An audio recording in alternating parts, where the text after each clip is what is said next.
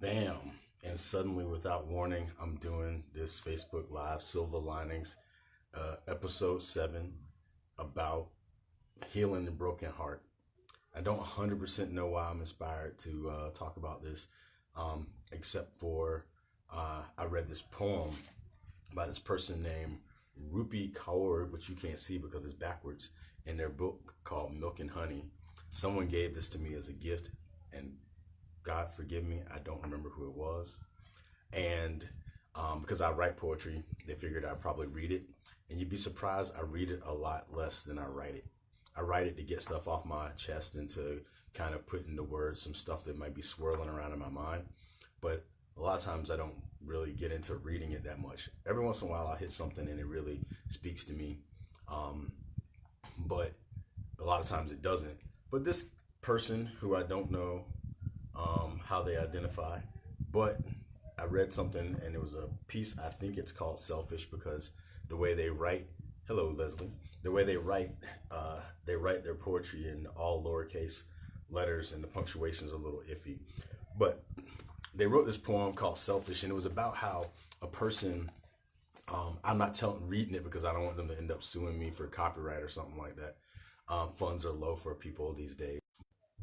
Basically, I ended up reading it and getting out of it that sometimes, we get into these relationships with people, and the position that they were sharing in this book was that sometimes people will get into a relationship with you knowing that they're more than likely just gonna hurt you.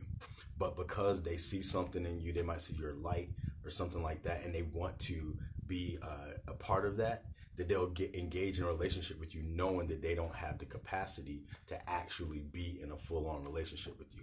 And so they'll battle you or whatever the case may be. And then when you're burnt out and worn out from the end of the relationship, they'll walk away just kind of knowing that they just had to see what it would be like to be in a relationship with you, but never were fully in it. And I thought that was a kind of interesting perspective, because one of the things that scares me as a parent is I have 2 daughters. They're very creative, very exciting, and very emotional. And the thing that freaks me out the most is the day that my daughter or one of my daughters gets a broken heart, because I don't know how equipped I'll be for that.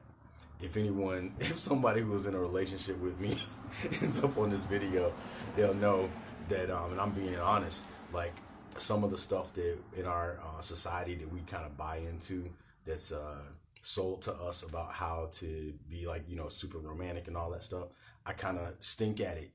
I stink at it not because I want to stink at it. I stink at it because sometimes I see it as being somewhat kind of like conditioned, like we're taught to be a certain way in relationships, or perhaps we watched our parents be in relationships in a certain way, and so we just habitually go right into it, and with the same kind of mindset, or even the fear of repeating past mistakes.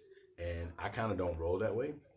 I take every relationship as if it, like, whether it's a friend, romantic, whatever, I come at it with the awareness that I don't know what the heck I'm doing, and I'm gonna enter into this relationship as empty and as I guess honest as possible, and then I'm gonna learn with that person, learn how to be in a relationship with that person. And I try not to have any kind of preconceived notions. Like, I look at my kids, and just because I was a kid doesn't mean I understand what it's like for them to be a kid. And I hope that as my relationship with them builds, that I don't be the first person to break their hearts because I don't pay attention to them or don't listen to them or don't understand what they're going through. But I know that, in this time where we're forced to kind of hang out by ourselves more than we might normally, or even hang out with our family members more than we might normally do, there's going to be a lot of stuff that comes up, a lot of emotions, a lot of things that we may have never had the time to pay attention to before, because we were either too busy being busy or distracted or whatever. And we might find that we have some pieces of broken hearts that are still messing with us in the current situations that we find ourselves in. And I'm not just limiting that to romantic relationships, but just in general. We have a lot of people, I'm assuming, have different wounds. And I think that this might be a time to like check in with ourselves and reflect and come out of this figuring out how we can love more, and how we can love from an honest place, and how we can maybe get back to that child mind like Jesus talked about, or to get back to that heart of innocence, so that we can face the world with openness. Because I mean, I know that once we get hurt, sometimes we tell ourselves, "I never want to get hurt again," and that's almost the same as saying, "I never want to dare or risk loving again." And when we don't risk loving again, and we don't risk opening our hearts again, we actually miss out on most of what's happening.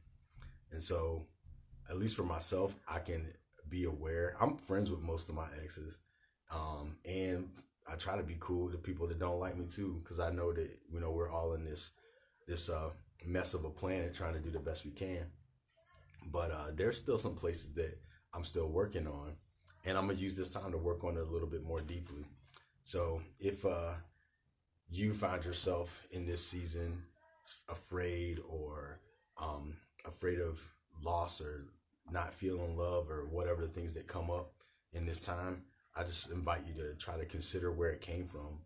Consider what's blocking you. Consider, what's keeping you from loving fully, and just kind of witnessing how you relate to people, whether it's your loved ones, whether it's your children, whether it's the people you work with, to just take that time and check in with yourself.